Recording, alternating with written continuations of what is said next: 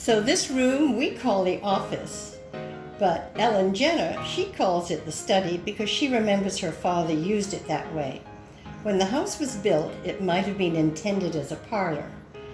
Ellen Kohler suggested that visitors would not have been led immediately into the larger, more opulent room, rather placed first in a rather austere room, and one where a servant would enter from the kitchen, probably through the narrow passage doorway from the library, before being greeted by a family member, at which time they would be invited into the fancier rooms of the house. The impressive roll-top desk is a donation, and it was originally used by the Brennan postmaster. Here's Alan again to describe the settee and the bookcase. The bookcase on the west wall is a stacking case that really matches the home and was the original bookcase in this home with the original books. It's an early one and compares to many of these stacking open face front bookcases because of the metal and the toning of the metal brackets on the side of this piece.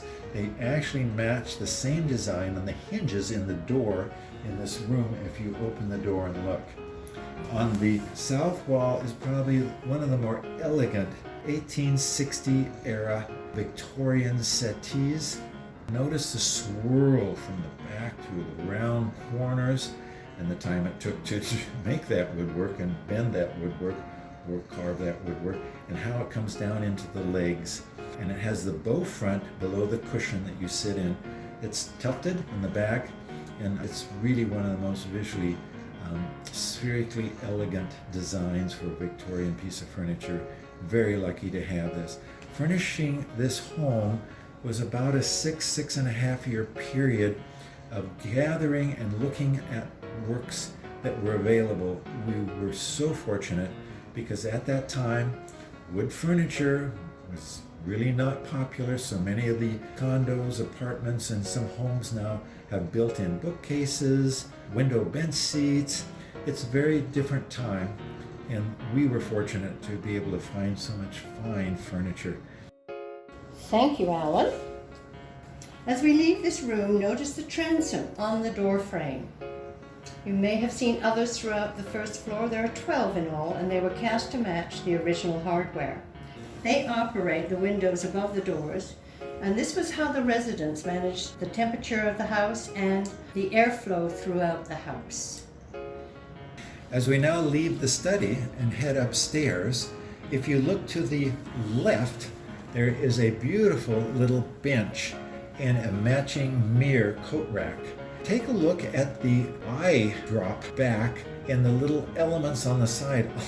Almost looks like a Halloween design, but it's not. It's actually a design of the modernist period that came out of some of the styles of Vienna and Czechoslovakia. Even though that's an American-made piece, it was very influenced by that simple shape and carve. And if you look at the back spat, it almost looks like a flower coming up and buds that I described as almost eye drops. It has a lift seat. You could put something in, which could be a cushion if you wanted to sit there, or you could put shoes. And above it is the mirror. These both are original to the house when the Worthingtons lived here. A beautiful mirror with what we call a rope design edging. And it's a rectangular mirror with arched corners, and it has the beautiful original brass hangers. You may not have seen that when you came into this house, but it's well worth note, and it is original to the home. As you climb the stairs, notice the impressive woodwork. It's all original.